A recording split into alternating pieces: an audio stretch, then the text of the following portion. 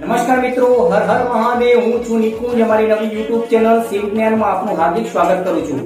આજે આપણે ભગવાન શિવના શિવલિંગ ઉપર જળ કેમ ચડાવવામાં આવે છે તેના વિશે ચર્ચા કરવાના છીએ.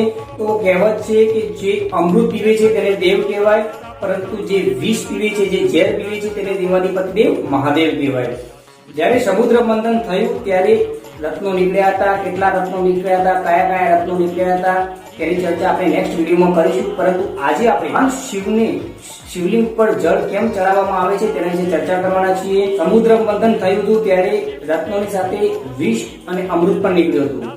અમૃત માટે તો દેવો અને દાનવો ઝઘડતા હતા, પરંતુ વિષ લેવા માટે કોઈ તૈયાર થતું ન હતું. અને એ વિષ એટલું હળહળ હતું કે જે જીવ સૃષ્ટિ માટે ખતરો ઉભો થાય તેવો હતો. એવોએ ભેગા થઈ ભગવાન શિવને વિનંતી કરી છે કે હે ભગવાન શિવ, જો આ વિષનો નિકાલ નહીં થાય તો જીવ સૃષ્ટિને ખતરો છે. ત્યારે ભગવાને જીવ સૃષ્ટિને બચાવવા માટે થઈને એક પળનો વિચાર ન કર્યો અને ભગવાન શિવે એ વિષ ઝેર સ્વીકારી લીધું, એટલે કે પી લીધું હતું. અને એ ઝેર એટલું હળહળ હતું, એ ઝેરનું નામ પણ છે. જો તમને ખબર હોય તો મને કોમેન્ટ્સમાં જણાવજો. જો તમારી કોમેન્ટ્સ નહીં આવે તો આવતીકાલના વિડીયોમાં 100% જણાવીશ. અને એ ભગવાને એ વિષ સ્વીકારી લીધું અને એમને ગળામાં રાખ્યું. અને એના નામ ઉપરથી ભગવાનનું બીજું પણ નામ પડ્યું છે. જો તમને ખબર હોય તો મને કોમેન્ટ્સમાં જરૂર જણાવજો. તમારી કોમેન્ટ્સ નહીં આવે તો હું આવતીકાલના વિડીયોમાં જણાવીશ.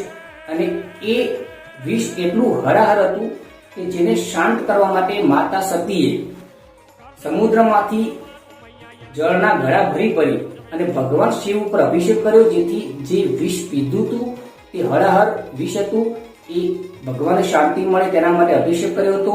તે જોઈને દેવોએ પણ સમુદ્રમાંથી જળના ઘડા ભરી અને ભગવાન શિવ ઉપર અભિષેક કર્યો હતો. ત્યારથી ભગવાન શિવના શિવલિંગ ઉપર જળ અભિષેક કરવાનું મહત્વ છે. શિવ જ્ઞાન ચેનલમાંથી તમને કંઈક નવું જાણવા મળ્યું હોય તો કોમેન્ટ્સમાં હર હર મહાદેવ લખજો અને સબસ્ક્રાઇબ કરજો, લાઈક કરજો, શેર કરજો, જેથી બીજા ભક્તો સુધી પણ આ વિડીયો પહોંચી શકે. અને ફોલો કરવાનું ભૂલતા નહીં. હર હર મહાદેવ. કાશી વિશ્વનાથ.